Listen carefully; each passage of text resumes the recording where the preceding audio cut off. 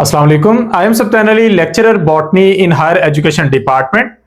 Cell biology की video lecture series में आज का हमारा टॉपिक है मियोसिस। इससे पहले हम सारे ऑर्गेनेलिज को डिस्कस कर चुके हैं, सेल साइकिल और माइटोसिस के टॉपिक्स भी हो चुके हैं। आज की इस वीडियो में हम मियोसिस को डिटेल में डिस्कस करेंगे, उसकी डिफरेंट फेजेस को देखेंगे।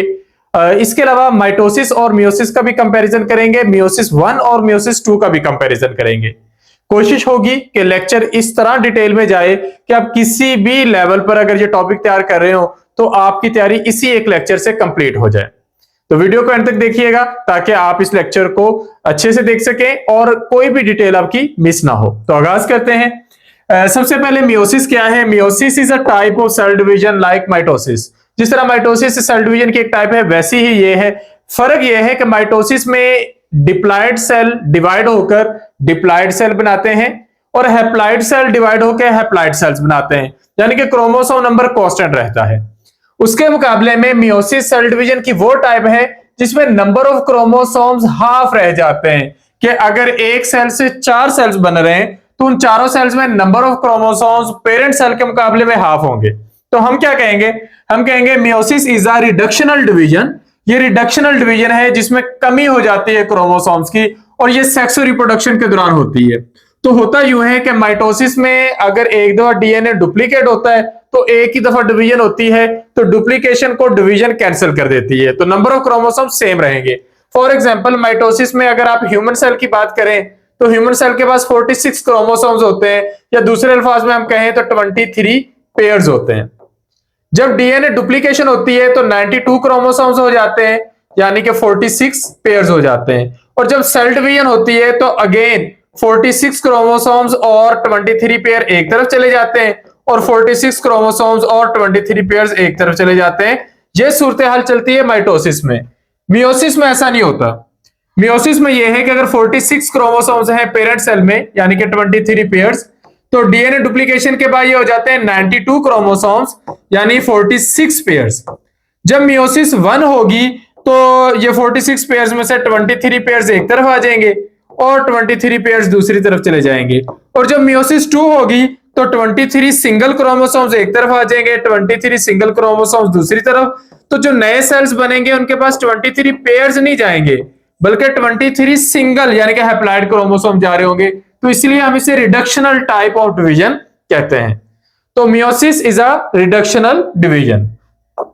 तो आगाज के तौर पर हम मियोसिस को ही डिफाइन करते हैं। ये एक रिडक्शनल डिवीजन प्रोसेस है जो सेक्स रिप्रोडक्शन के लिए होता है। इसमें एक दफा डीएनए रेप्लिकेशन होती है और उसके बाद 2 डिवीजन होती हैं, जिसके नतीजे में नंबर ऑफ क्रोमोसोम्स हाफ रह जाते हैं। इसका फायदा यह है एवोल्यूशनरी तौर पर कि generation by generation number of chromosome same रहते हैं, यानी कि हमारे पेरेंट्स में नंबर ऑफ क्रोमोसोम 46 थे, हमारे अंदर भी उतने हैं। हमारे ग्रैंड पेरेंट्स के पास भी 46 थे, उनके पेरेंट्स के पास भी 46 थे, उनके पेरेंट्स के पास भी 46 थे। तो हजारों नस्लें गुजरने के बावजूद ह्यूमंस के अंदर नंबर ऑफ क्रोमोसोम्स कांस्टेंट है। तो उसके पीछे जो रीजन है वो है मियोसिस। तो मियोसिस क्या करती है? एवोल्यूशनरी तौर पर नंबर ऑफ क्रोमोसोम्स को मेंटेन करती है और प्लाइडी प्रॉब्लम नहीं होता, यानी कि नंबर ऑफ क्रोमोसोम जो मल्टीपल ऑफ क्रोमोसोम्स है वो सेम ही रहते हैं। तो सारे ह्यूमंस के पास 23 पेयर्स ऑफ क्रोमोसोम है बड़े अरसे से। दूसरा फायदा है एवोल्यूशनरी पॉइंट ऑफ व्यू से कि जेनेटिक वेरिएशन होती है। मियोसिस एक ऐसा प्रोसेस है जिसके दौरान एक इवेंट होता है क्रॉसिंग ओवर के नाम से, उसमें जेनेटिक वैरायटी आती है। तो यही वजह है कि अगर इंसानों की जिंदगी का आगाज एक माँ और एक बाप से हुआ है, यानी हजरत आदम अलैहिस्सलाम और अम्मा हवा से हुआ है, तो उसके बावजूद भी हम दिखने में एक से नहीं है। वजह यह है कि हर गुजरती नस्ल के साथ हमारे अंदर आई है जेनेटिक वेरिएशन। तो ये एक साइक्लिक सा प्रोसेस चलता रहता है और इसके नतीजे में नंबर ऑफ क्रोमोसोम्स कांस्टेंट रहते हैं। एक एग्जांपल ले लेते हैं कि हम अपने फादर की तरफ से अगर बात करें तो फादर्स के पास 46 क्रोमोसोम्स हैं और उन्होंने 23 क्रोमोसोम्स वाले बेशुमार स्पर्म्स बनाने हैं। मदर्स के पास भी 46 क्रोमोसोम्स हैं और उन्होंने 23 क्रोमोसोम वाला एग बनाना है। ये दोनों आगे चल के फर्टिलाइज होंगे और फर्टिलाइज होके अगेन 46 क्रोमोसोम वाली औलाद पैदा करेंगे, एम्ब्रियो प्रोड्यूस करेंगे, और वो जो एम्ब्रियो है उससे नया बच्चा बन जाता है। तो ये नंबर ऑफ क्रोमोसोम्स मेंटेन करने वाली बात है। मियोसिस को देखें तो मियोसिस 2 हिस्सों में तकसीम है। एक है मियोसिस 1 जिसमें फेजेस हैं प्रोफेज 1, मेटाफेज 1, एनाफेज 1 और टीलोफेज 1। इसी तरह है मियोसिस 2 जिसमें है प्रोफेज 2, मेटाफेज 2, एनाफेज 2 और टेलोफेज 2। अब अगर ह्यूमंस के पास जो 23 पेयर्स हैं, हम किसी एक पेयर को पकड़ लें तो आपको कॉन्सेप्ट आसानी में समझ आएगा कि 23 पेयर्स हैं ह्यूमंस के पास। तो ये इस तरह के 23 पेयर्स हम बना लेते हैं। जब ये डुप्लीकेट होंगे तो हर पेयर के जैसा एक और पेयर बन जाएगा। इनको हम बोलेंगे होमोलोगस क्रोमोसोम्स। आपके पास जो एक क्रोमोसोम पेयर है उसके जैसा जो एक नया पेयर बनेगा उन्हें हम होमोलोगस क्रोमोसोम्स कहेंगे, क्योंकि उनके पास same number of chromosome, same type of chromosomes होते हैं। तो आपके क्रोमोसोम नंबर 1 का भी एक एक्स्ट्रा पेयर बन जाएगा, 2 का भी, 3 का भी, 4 का भी। 23 पेयर्स के साथ 23 एक्स्ट्रा पेयर्स बन जाएंगे। ये काम होगा मियोसिस स्टार्ट होने से पहले, इंटरफेज में। उसके बाद जब मियोसिस 1 होगी तो पूरा एक पेयर एक तरफ चला जाएगा और पूरा एक पेयर दूसरी तरफ चला जाएगा। जब मियोसिस 2 कंप्लीट होगी तो ये जो पेयर हैं ये आगे डिस्ट्रीब्यूट हो जाएंगे, तो ये भी एक दूसरे से अलग हो जाएंगे, ये भी एक दूसरे से अलग हो जाएंगे। तो एक सेल से जो 4 सेल बनेंगे उनके पास एक क्रोमोसोम के चारों क्रोमैटिड्स में से बस एक एक आता जाएगा। तो 23 इस तरह के टेट्राड होते हैं मियोसिस के आगाज से पहले। तो मियोसिस के एंड पर इस तरह के एक एक क्रोमैटिड हर एक सेल के पास चला जाता है और 4 हैप्लॉइड सेल एक दफा की मियोसिस से बन जाते हैं जब मियोसिस 1 और मियोसिस 2 कंप्लीट होती है। आउटकम्स क्या है? नंबर ऑफ क्रोमोसोम्स आधे रह जाते हैं, जेनेटिक वैरायटी आ जाती है और जेनेटिक इंटेग्रिटी मेंटेन रहती है। मियोसिस के आगाज से पहले इंटरफेज की स्टेज एक डिटेल में आती है जिसमें G1, S फेज और G2 तीनों फेजेस होती हैं। तीनों बहुत इंपॉर्टेंट फेजेस हैं। G1 फेज में S फेज की तैयारी होती है और G2 फेज में मियोसिस 1 की तैयारी होती है। ये सारी की सारी फेजेस बहुत कंट्रोल्ड है। कंट्रोल्ड ऐसे कि G1 से S फेज में आने के वक्त एक चेक पॉइंट होता है जिसे हम G1S चेक पॉइंट कहते हैं, और G2 फेज से M फेज में जाने के लिए G2M चेक पॉइंट होता है। यहां पर देखा जाता है कि कहीं पर कोई मिस्टेक तो नहीं, कहीं कोई प्रोटीन कम तो नहीं रहेगी, या डीएनए डुप्लीकेशन के प्रोसेस में कोई डैमेज तो नहीं हो गया, कोई रिपेयरिंग की जरूरत है या नहीं। अगर सारी चीजें ओके हैं तो मियोसिस अपनी मेन फेज में चली जाती है, यानी कि मियोसिस 1 शुरू हो जाती है। तो यहां पर हम एक ओवरव्यू देखते हैं मियोसिस का। ये कोई एक सेल है प्रोफेज 1 में।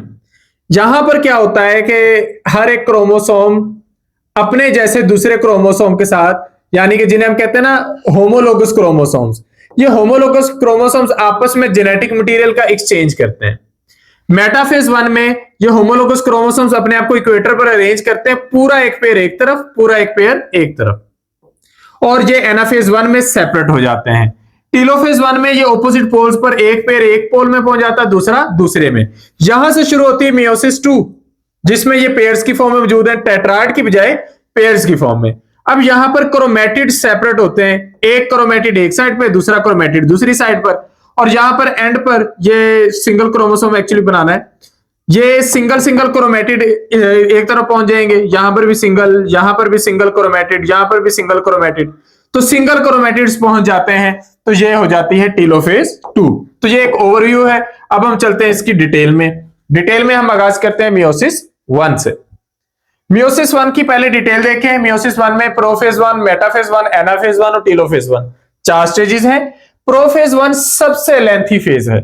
माइटोसिस की प्रोफेज इतनी लेंथी नहीं होती, ये बहुत लेंथी फेज है। इसमें 5 स्टेजेस हैं: लेप्टोटीन, जाइगोटीन, पैकेटीन, डिप्लोटीन और डायकाइनेसिस। लेप्टोटीन की बात करते हैं। लेप्टोटीन में क्या होता है कि जो क्रोमैटिन मटेरियल होता है वो ज्यादा कंडेंस नहीं होता, जाइगोटीन में जरा कंडेंस हो जाता है। तो ये कुछ इस तरतीब से काम चलता है कि जो क्रोमोसोम्स डुप्लीकेट हो चुके हैं, फॉर एग्जांपल सेल डिवीजन से पहले ये कोई एक क्रोमोसोम है, हमारे पास हर क्रोमोसोम का आधा हिस्सा फादर की तरफ से आया है और आधा मदर की तरफ से। तो जो एक जैसे क्रोमैटिड होते हैं वो आपस में जुड़े होते हैं, उनके पास सेम जीन्स होती हैं, लेकिन फादरली और मदरली 2 डिफरेंट क्रोमोसोम्स होते हैं। किसी के पास कुछ डोमिनेट हो सकता है, दूसरे के पास कुछ रिसेसिव हो सकता है। तो फॉर एग्जांपल ये हमारे पास 2 क्रोमोसोम्स हैं, एक को हम फादरली कह लेते हैं, एक को मदरली कह लेते हैं।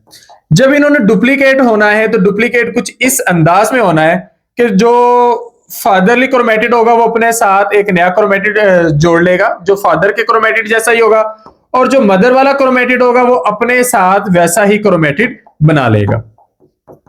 तो ये आपके पास बन गए। ये दोनों पेयर्स आपस में कहलाते हैं होमोलोगस पेयर ऑफ क्रोमोसोम्स। क्यों? क्योंकि ये साइज में एक जैसे होंगे, शेप में एक जैसे होंगे, इनके पास जीन्स भी सेम होगी, सेम तरतीब में होगी। तो ये हमारे पास कहलाएंगे होमोलोगस पेयर ऑफ क्रोमोसोम्स। ये फादर वाली दोनों कॉपीज हैं, ये मदर वाली दोनों कॉपीज हैं। तो होगा क्या कि ये जो लेप्टोटीन स्टेज है, इसमें क्रोमोसोम्स एक दूसरे के करीब आना शुरू होंगे, होमोलोगस पेयर्स सिनेप्सिस में जुड़ना शुरू हो जाएंगे, पैकिटीन में जुड़कर जेनेटिक मटेरियल का एक्सचेंज कर लेंगे, डिप्लोटीन में सेपरेट होना शुरू हो जाएंगे, डायकाइनेसिस में ऑलमोस्ट सेपरेट हो जाएंगे। तो तरतीब देखें, होमोलोगस क्रोमोसोम्स एक दूसरे के करीब आकर जुड़ना शुरू हो रहे हैं, होमोलोगस क्रोमोसोम जुड़ रहे हैं और जुड़ गए हैं, जुड़कर जेनेटिक मटेरियल का एक्सचेंज कर रहे हैं, एक दूसरे से सेपरेट होना शुरू हो गए, तकरीबन सेपरेट हो गए हैं और बस एक आध पॉइंट पर वो जुड़े हुए हैं। तो ये 5 स्टेजेस हैं, लेप्टोटीन, जाइगोटीन, पैकिटीन, डिप्लोटीन और डायकाइनेसिस। इनमें सबसे इंपॉर्टेंट स्टेज पैकिटीन है, जिसके दौरान क्रॉसिंग ओवर का प्रोसेस होता है। तो अब हम इन सब की डिटेल देखते हैं एक एक करके। सबसे पहले हम आगाज करते हैं लेप्टोटीन से। लेप्टोटीन जिसे थिन थ्रेड स्टेज कहते हैं, इसमें क्या होता है कि कोहेसिव कॉम्प्लेक्सेस लूप करते हैं, जिसकी वजह से क्रोमैटिन मटेरियल कंडेंस होकर क्रोमोसोम्स में कन्वर्ट होता है। यानी कि अगर आप ये सोचें ना कि क्रोमैटिन मटेरियल कंडेंस होकर क्रोमोसोम कैसे बनता है, तो वो ऐसे ही बनता है कि क्रोमैटिन मटेरियल के पास कोहेसिव कॉम्प्लेक्सेस होते हैं जो उनको कंडेंस करते हैं और कंडेंस करके क्रोमोसोम्स बनवा देते हैं। इसमें कुछ और प्रोटीन्स भी हेल्प करती हैं, जिन्हें हम कंडेंसिन्स कहते हैं। इसके अलावा जो हर एक क्रोमैटिन का टेल पोर्शन होता है, जिसे हम टीलोमियर्स कहते हैं, वो न्यूक्लियर इन्वेलप की इनर साइड पर अटैच हो जाते हैं ताकि इनको कंडेंस होने में हेल्प मिल सके। तो ये जो टीलोमियर्स का बुके बनता है, ये क्रोमोसोम्स को अरेंज होने में, एक दूसरे के जैसे होमोलोगस क्रोमोसोम्स को ढूंढने में हेल्प करता है। तो बात क्या हो रही है, लेप्टोटीन में ये हुआ कि क्रोमैटिन मटेरियल कंडेंस होकर क्रोमोसोम बन रहा है, जिसमें किरदार सामने आया कोहेसिव कॉम्प्लेक्सेस का, जो उनको कंडेंस करवा रहे हैं और उसमें उनकी मावनत कर रहे हैं कंडेंसिन प्रोटीन। और ये इसके साथ हर एक क्रोमैटिन मटेरियल है या जो हर एक क्रोमोसोम है, उसकी जो टेल्स हैं, जिन्हें हम टीलोमियर्स कहते हैं, वो न्यूक्लियर मेम्ब्रेन के इंटरनल साइड पे जुड़ेंगी। प्रोफेज 1 के आगाज में न्यूक्लियर मेम्ब्रेन नहीं टूटती, न्यूक्लियर मेम्ब्रेन आगे चल के टूटनी है। तो अभी चूंकि न्यूक्लियर मेम्ब्रेन सलामत है, तो न्यूक्लियर मेम्ब्रेन के इनर साइड पर ये टीलोमियर्स अपने आप को अटैच कर लेते हैं, इकट्ठे हो जाते हैं, और ये जो टीलोमियर बुके बनता है, ये क्रोमोसोम्स को, होमोलोगस क्रोमोसोम्स को इकट्ठा होने में, अलाइन होने में हेल्प करता है। इसके बाद अगली स्टेज आती है formation of axial elements.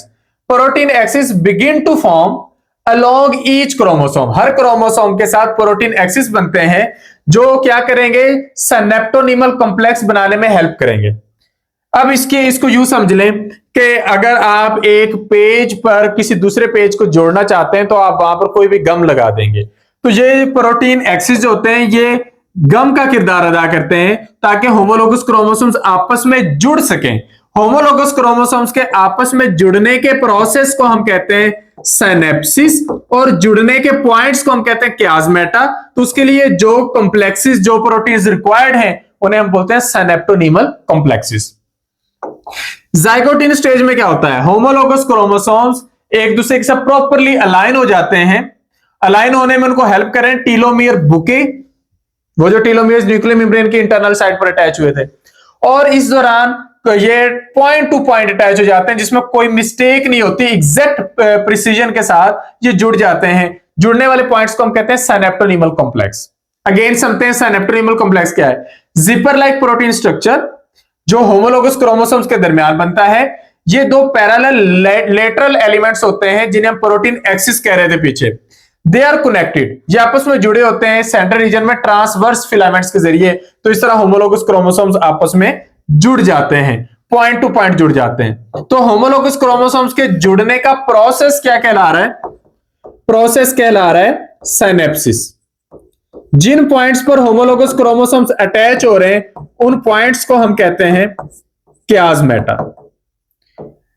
Attach होने के बाद जो आपके पास 4 क्रोमैटिड इस तरह जुड़े हुए हैं, उनके लिए आप वर्ड यूज करते हैं टेट्राड या बाइवैलेंट। तो अभी तक जेनेटिक मटेरियल का एक्सचेंज नहीं हुआ, अभी तक चीजें जुड़ी हैं, जिसमें कुछ नए नाम सामने आए हैं, cohesins, कंडेंसिन्स, synaptonemal complexes, protein axis और यहां पर ट्रांसवर्स फिलामेंट्स और लेटरल एलिमेंट्स, ये नई चीजें हैं जो आप लोगों के लिए हैं, इनको लाजमी तौर पर देख लीजिएगा। इसके बाद अगली स्टेज आती है जिसमें जेनेटिक मटेरियल का एक्सचेंज होता है, इसको हम पैकेटिन स्टेज कहते हैं या थिक थ्रेड स्टेज। इसमें सिनेप्टोनीमल कॉम्प्लेक्स प्रॉपरली बन चुका है, टेट्राड बन चुका है। अब क्या होगा, अब यहां पर जेनेटिक मटेरियल का एक्सचेंज होगा, उसके लिए क्या होगा कि डीएनए में ना ब्रेक्स बनाएंगी। दो क्रोमेटिड्स आपस में जेनेटिक मटेरियल का एक्सचेंज क्यों करेंगे? एक्सचेंज तब होगा जब एक तरफ से डीएनए ब्रेक होगा, इधर से भी डीएनए ब्रेक होगा। तो डीएनए को ब्रेक करने के लिए एंजाइम चाहिए जिसे हम कहते हैं स्पोरुलेशन प्रोटीन 11 या SPO11। ये एक डेंजरस लेकिन नेसेसरी स्टेप है रिकॉम्बिनेशन शुरू करने के लिए। तो डीएनए के अंदर इस तरह कट्स लगते हैं, तो ये जो ब्रोकन डीएनए एंड्स हैं दे आर रिसेक्टेड, ये रिसेक्ट होते हैं और उससे सिंगल स्ट्रैंडेड ओवरहैंग बनते हैं, सिंगल स्ट्रैंड उभरे हुए डीएनए के मॉलिक्यूल्स। इनको रिकॉग्नाइज करते हैं कुछ एंजाइम जिन्हें हम कहते हैं रिकम्बिनेज एंजाइम्स। रिकम्बिनेज एंजाइम्स क्या करेंगे, उनको आपस में जोड़ने में, एक्सचेंज करवाने में हेल्प करेंगे। तो जो ये स्ट्रैंड अब बने हैं inverted strands, they are used as template, इनको टेम्पलेट के तौर पे यूज करके डीएनए सिंथेसिस करवाई जाती है, उससे वहां पर हॉलीडे जंक्शन बन जाते हैं और यहीं पर जेनेटिक मटेरियल का एक्सचेंज होता है एक प्रोसेस के जरिए जिसे हम क्रॉसिंग ओवर कहते हैं। रिकम्बिनेज एंजाइम जो यूज हो रहे हैं वो है RAD51 और DMC1। ये एक क्रोमोसोम है, ये दूसरा है, ये आपस में कहलाते हैं होमोलोगस क्रोमोसोम्स। इसके दोनों क्रोमेटिड आपस में कहलाएंगे सिस्टर क्रोमेटिड, इसके दोनों क्रोमेटिड आपस में कहलाएंगे सिस्टर क्रोमेटिड, लेकिन इसका क्रोमेटिड इसके क्रोमेटिड का नॉन सिस्टर क्रोमेटिड कहलाएगा। तो या तो ये आपस में जेनेटिक मटेरियल का एक्सचेंज करेंगे या फिर ये दोनों इन दोनों के साथ जेनेटिक मटेरियल का एक्सचेंज करेंगे। तो इस तरीके से ये क्रॉसिंग ओवर का प्रोसेस होता है। तो यहां पर हम इसको देखते हैं पैकेटिन के स्टेज को, कि ये देखें, ये आपके पास एक पेयर है, ये दूसरा पेयर है, ये होमोलोगस क्रोमोसोम्स है, एक के दरमियान प्रोटीन्स अलाइन हुई है और उसे सिनेप्टोनीमल कॉम्प्लेक्स बन गया। इसके बाद होना है जेनेटिक मटेरियल का एक्सचेंज, तो इनके दरमियान जेनेटिक मटेरियल का एक्सचेंज होगा, रिकम्बिनेशन नोड्यूल बनेंगे, डीएनए ब्रेक और रिपेयर होंगे, उसके लिए वो रिकम्बिनेज एंजाइम हमने बात की रिक्वायर्ड है। अब जो क्रोमेटिड्स आपस में जेनेटिक मटेरियल का एक्सचेंज नहीं करेंगे वो एग्जैक्टली वैसे के वैसे रहेंगे, एक एक पेरेंट जैसा, दूसरा दूसरे पेरेंट जैसा, एक ऐसा और एक ऐसा। जो आपस में जेनेटिक मटेरियल का एक्सचेंज करेंगे वो जहां जहां भी एक्सचेंज करेंगे वहां वहां पर आपको वैरायटी डिफरेंस देखने को मिलेगा। तो ये रिकम्बिनेंट क्रोमेटिड्स कहलाएंगे, ये नॉन रिकम्बिनेंट है। और यहां पर मुझे रिकम्बिनेशन फ्रीक्वेंसी 50-50 नजर आ रही है कि आधे रिकम्बिनेंट हुए आधे रिकम्बिनेंट नहीं हुए। तो पेरेंट्स वाले कैरेक्टर भी मौजूद हैं और उनसे थोड़े से डिफरेंट भी मौजूद हैं। अब जेनेटिक मटेरियल का एक्सचेंज हो गया है। अब होमोलोगस क्रोमोसोम्स का साथ जुड़े रहना जरूरी नहीं है, वो एक दूसरे से सेपरेट होंगे, तो उसके लिए उनके दरमियान जो कॉम्प्लेक्स बना था सिनेप्टोनीमल कॉम्प्लेक्स वो डिसॉल्व होगा और होमोलोगस क्रोमोसोम्स रिपेल होना शुरू हो जाएंगे। वो एक पॉइंट पर जुड़े हुए रह जाएंगे, बाकी एक दूसरे से अलग हो जाएंगे। तो ह्यूमंस के अंदर जो स्पेशली अगर हम मेल्स की बात करें तो ये प्रोफेज 1, इसके बाद मेटाफेज 1, एनाफेज 1, टीलोफेज 1, इस तरह सारे अब मियोसिस 1 कंप्लीट होती है, मियोसिस 2 कंप्लीट होती है। फीमेल्स में क्या होता है, फीमेल्स में जो एग फॉर्मेशन का प्रोसेस है वो इकट्ठा कंप्लीट नहीं होता। तो फीमेल्स जब पैदा होती हैं तो उनके अंदर एग फॉर्मेशन की प्रोफेज 1 जो होती है वो डिप्लोटीन स्टेज तक कंप्लीट हुई होती है। तो अगर एक ह्यूमन फीमेल जब पैदा होगी तो उसके अंदर ऑलमोस्ट 400 से 450 तक एग सेल्स जो होते हैं वो मियोसिस 1 की डिप्लोटीन स्टेज तक पहुंचकर रुके होते हैं, अरेस्ट हो जाते हैं, वो वहीं पे रहते हैं। फीमेल जैसे जैसे बड़ी होती जाती है, बुलूगत को पहुंचती है, एडोलेसेंस की एज को पहुंचती है, मेंस्ट्रुअल साइकिल स्टार्ट होता है, तो तब जाके ये सेल्स डिप्लोटीन स्टेज से हर मंथ एक सेल निकलता है और मियोसिस 2 की किसी एक स्टेज पे जाके रुक जाता है। अब अगर फर्टिलाइजेशन हुई तो उससे आगे चल पड़ेगा, अगर नहीं तो वहीं पर खत्म हो जाएगा।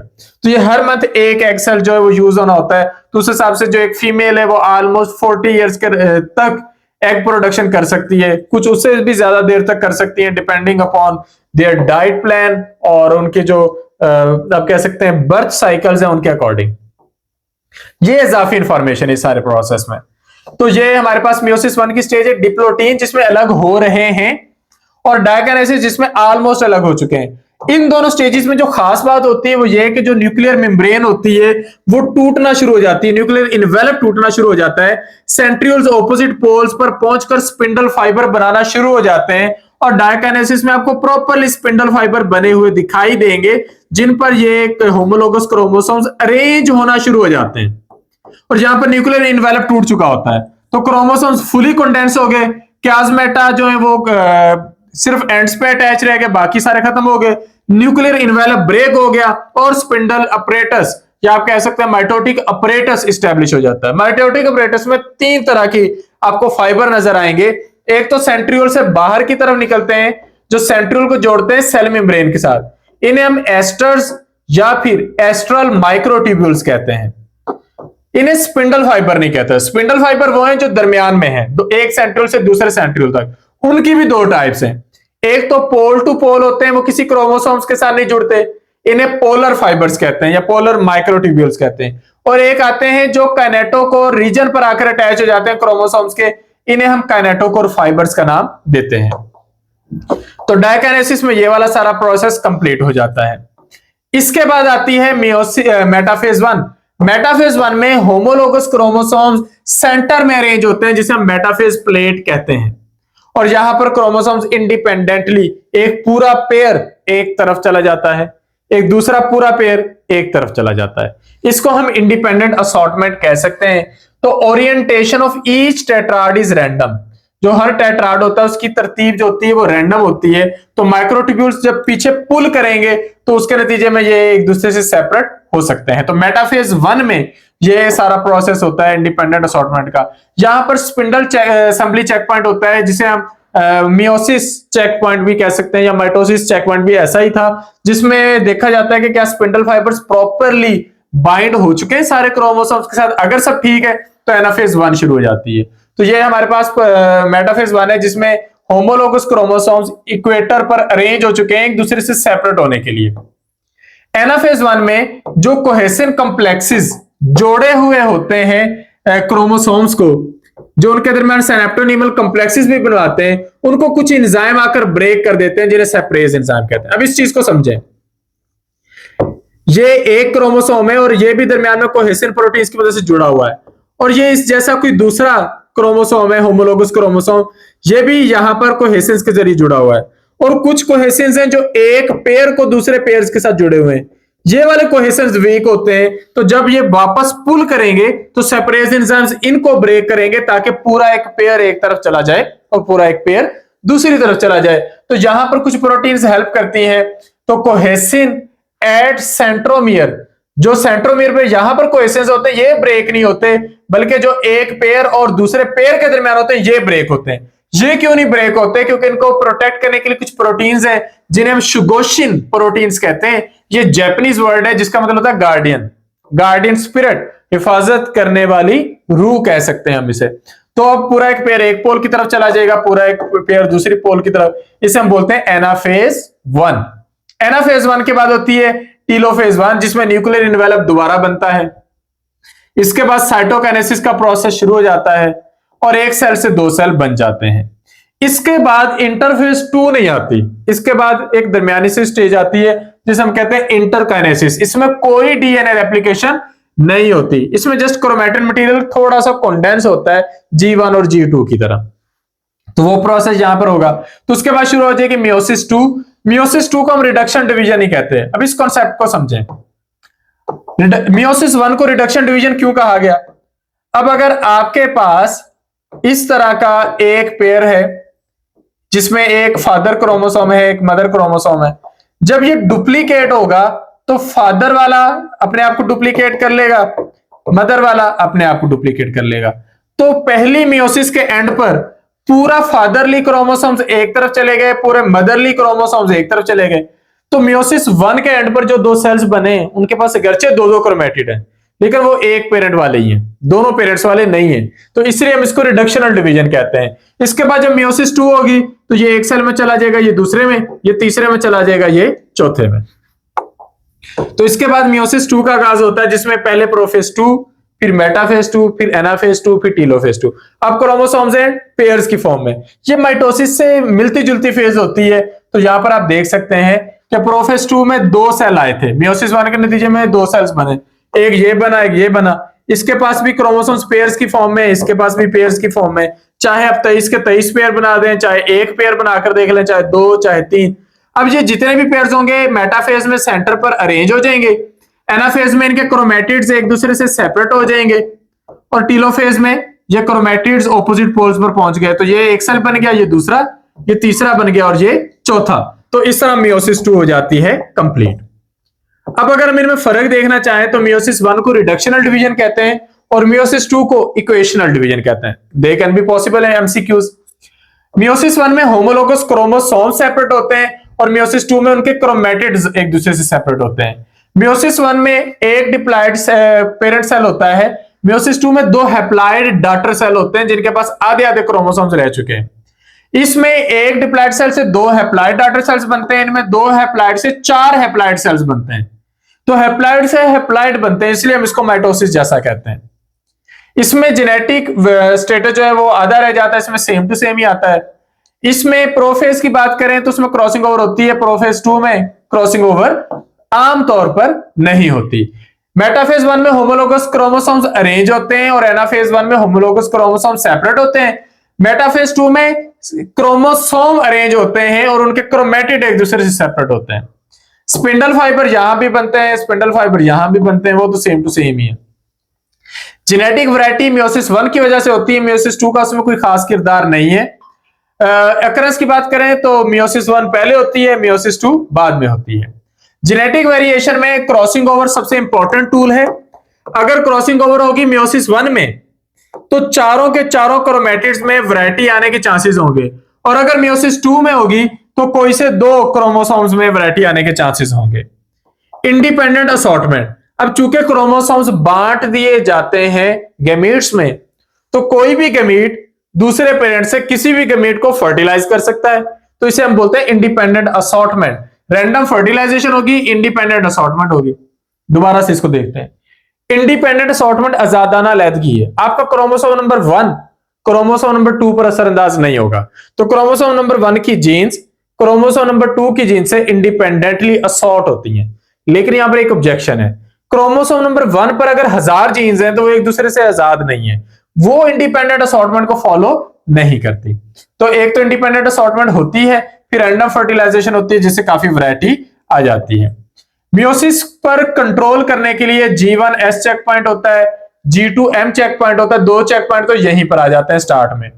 उसके बाद पैकिटीन में एक चेक पॉइंट होता है, फिर मेटाफेज 1 और मेटाफेज 2 में चेक पॉइंट्स होते हैं। ये जो मेटाफेज के चेक पॉइंट है ये चेक करते हैं कि क्या स्पिंडल फाइबर्स प्रॉपरली बन रहे हैं या नहीं बन रहे, और जो G2M चेक पॉइंट वो चेक करता है कि क्या डीएनए रिपेयरिंग सही से हुई या नहीं हुई। इसके बाद है मियोसिस का कॉन्टेक्स्ट गैमेटोजेनेसिस के पॉइंट ऑफ व्यू से, तो मेल में भी होती है, फीमेल में भी होती है। मेल में सारी जिंदगी जारी रहती है, फीमेल में जैसा कि हमने पहले जिक्र किया कि जिंदगी के आगाज में जब एक फीमेल पैदा होती है तो उसके अंदर 450 या इससे थोड़े ज्यादा एग्स बने होते हैं। वो मियोसिस 1 उनकी शुरू हुई होती है और वो डिप्लोटिन स्टेज पर अरेस्ट हो जाते हैं, रुक जाते हैं। उसके बाद जब वो फीमेल एडोलेसेंस में पहुंचती है, अडल्ट फेज में, तो सेल्स क्या करते हैं, वो डिप्लोटिन से आगे निकलते हैं, diakinesis, metaphase 1, anaphase 1, telophase 1, prophase 2 तक पहुंचते हैं। उसके बाद वो मेटाफेज 2 पर अरेस्ट हो जाते हैं। अगर फर्टिलाइजेशन हुई तो वो एग बनाने का प्रोसेस कंप्लीट करेंगे, तब तक स्पर्म जो होता है वो अंदर मूव करने की कोशिश कर रहा होता है, और अगर फर्टिलाइजेशन नहीं होती तो ऐसा कुछ सिग्नल ही नहीं आएगा और एग प्रोडक्शन कंप्लीट नहीं होगी, और मेंस्ट्रुअल साइकिल में वो जो इमेच्योर एग है वो जाया हो जाएगा। तो ये वो जेनेसिस का कॉन्सेप्ट हो गया। अच्छा, इसके बाद मियोसिस में क्या कोई एरर भी आते हैं? एरर आ जाते हैं।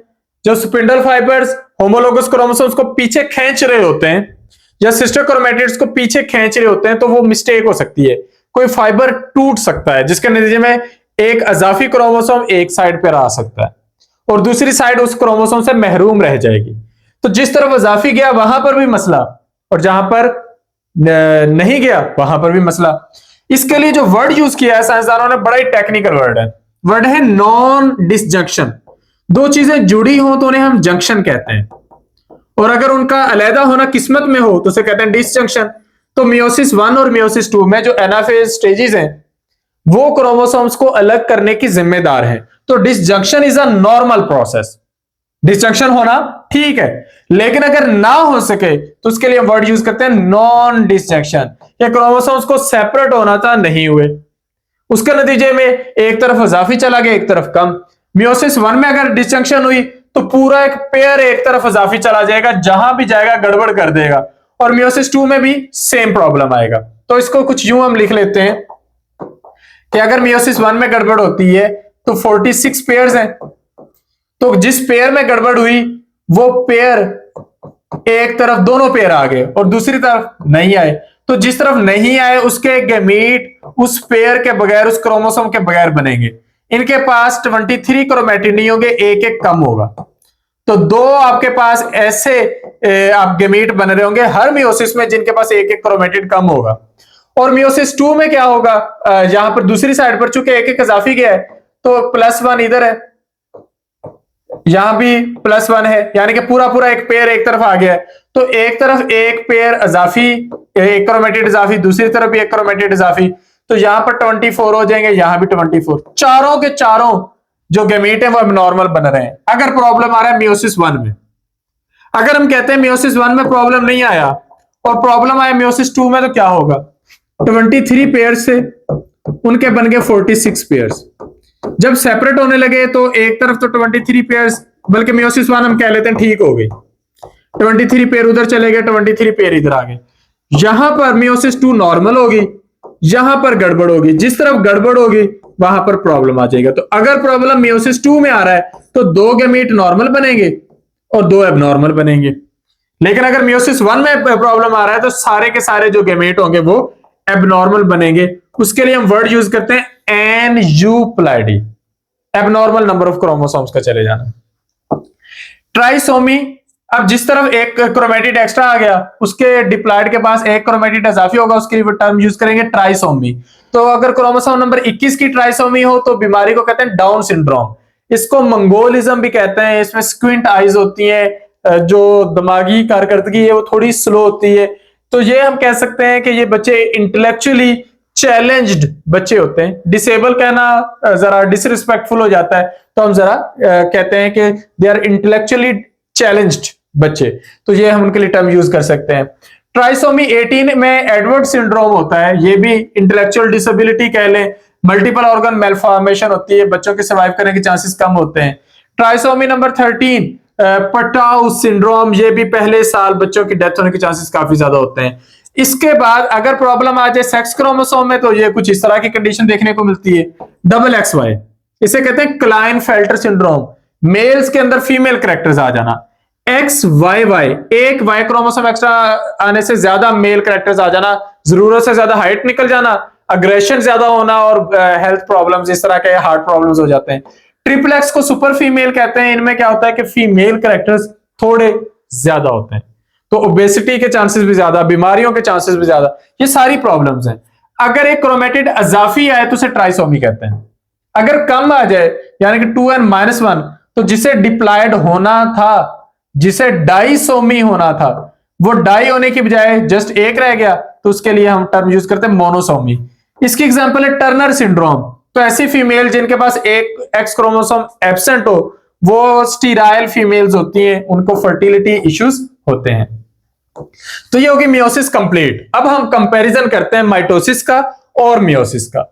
माइटोसिस में क्या होता है कि माइटोसिस का मकसद होता है कि कोई भी बॉडी ग्रो कर सके, उसके कोई सेल्स डैमेज हुए हैं तो नए बन सके, टिश्यूज रिपेयर कर सकें, और एसेक्सुअल रिप्रोडक्शन, जिस तरह के आप गुलाब की कलमें लगाएं तो नया गुलाब का पौधा उग जाता है, आप जमीन में पोटैटो ट्यूबर्स लगाएं तो आलू की नई फसल तैयार हो जाती है। इसी तरह कई तरह के स्टेम ट्यूबर हम जमीन में लगाते हैं तो नई फसलें तैयार होती हैं। ये माइटोसिस की रिक्वायरमेंट है। मियोसिस में क्या होता है कि गैमीट बनते हैं। याद रखें एनिमल्स में गैमीट फॉर्मेशन मियोसिस से होती है, पौधों में और फंजाई में जो गैमीट फॉर्मेशन है वो माइटोसिस से होती है, स्पोर फॉर्मेशन मियोसिस से होती है। तो ये मिस्टेक आपने नहीं करनी। माइटोसिस होती है नॉर्मल बॉडी सेल्स में और मियोसिस होती है जर्म सेल्स में, यानी कि गैमीट बनाने वाले सेल्स में। माइटोसिस में न्यूक्लियस डिवीजन एक दफा होती है, मियोसिस में 2 दफा होती है। साइटोकाइनेसिस इधर 1 दफा, इधर 2 दफा। इसमें 2 डॉटर सेल्स बनते हैं, इसमें 4। इसमें डिप्लॉइड से डिप्लॉइड बनते हैं, हैप्लॉइड से हैप्लॉइड। मियोसिस में डिप्लॉइड से हैप्लॉइड बनते हैं। मियोसिस में क्या होता है, नंबर ऑफ क्रोमोसोम्स हाफ रह जाते हैं, चाहे 2n हो तो उसका हाफ n, 4n हो तो उसका हाफ 2n। फिर जेनेटिक आइडेंटिटी, माइटोसिस में ज्यादा वैरायटी नहीं आती, आ सकती है, ऐसी क्रॉसिंग ओवर देखी गई है जो माइटोसिस में भी होती है, लेकिन कम है। मियोसिस में ये एक नॉर्मल प्रोसेस है और होता रहता है और जेनेटिक वैरायटी आती है। माइटोसिस में डीएनए रेप्लिकेशन एक दफा होती है, मियोसिस में भी ये एक दफा ही होती है। माइटोसिस की प्रोफेस शॉर्ट होती है, मियोसिस की प्रोफेस 1 तो बहुत लॉन्ग होती है, प्रोफेस 2 कंपैरेटिवली शॉर्ट है। माइटोसिस में साइनेप्सिस क्रॉसिंग ओवर अमूमन नहीं होता, मियोसिस 1 में अमूमन होता है। तो सिनेप्टोनिमल कॉम्प्लेक्स भी माइटोसिस में नहीं बनेगा, मियोसिस 1 में बनेगा। माइटोसिस में मेटाफेज एक नॉर्मल होती है जिसमें क्रोमोसोम्स अरेंज होते हैं, मेटाफेज 1 में टेट्राड अरेंज होते हैं। माइटोसिस में सिस्टर क्रोमेटिड सेपरेट होते हैं, मियोसिस 1 में होमोलोगस क्रोमोसोम सेपरेट होते हैं और मियोसिस 2 में सिस्टर क्रोमेटिड्स सेपरेट होते हैं। माइटोसिस में क्याजमेटा नहीं है, मियोसिस में होता है। माइटोसिस में स्पिंडल अटैचमेंट होती है होमोलोगस क्रोमोसोम्स पर, और मियोसिस में क्या होता है, स्पिंडल्स की जो अटैचमेंट होती है वो क्रोमोसोम्स पर होती है। अच्छा, माइटोसिस की ड्यूरेशन शॉर्ट होती है, मियोसिस की बहुत ज्यादा होती है। माइटोसिस में साइटोकाइनेसिस एक बार होनी है, मियोसिस में 2 दफा। माइटोसिस में एक सेल से जो 2 सेल्स बनते हैं उनमें साइटोप्लाज्म बराबर बांटा जाता है। मियोसिस में जो स्पर्म्स होते हैं उनमें चलो बराबर बांट दिया जाता है, लेकिन एग फॉर्मेशन के दौरान पोलर बॉडीज में ना होने के बराबर साइटोप्लाज्म दिया जाता है, जबकि जो ओवम होता है उसको मैक्सिमम साइटोप्लाज्म दिया जाता है। That is the reason the smallest cell of human body sperm cell, the largest cell of human body is egg cell volume wise. इसके बाद एवोल्यूशनरी मियोसिस ज्यादा इंपॉर्टेंट है। फिर फाइनल आउटकम की बात करें तो माइटोसिस में एक सेल से 2 सेल बनते हैं, मियोसिस में 4। वो एसेक्स रिप्रोडक्शन है, ये सेक्स रिप्रोडक्शन है। तो यहां पर ये टॉपिक हो जाता है कंप्लीट।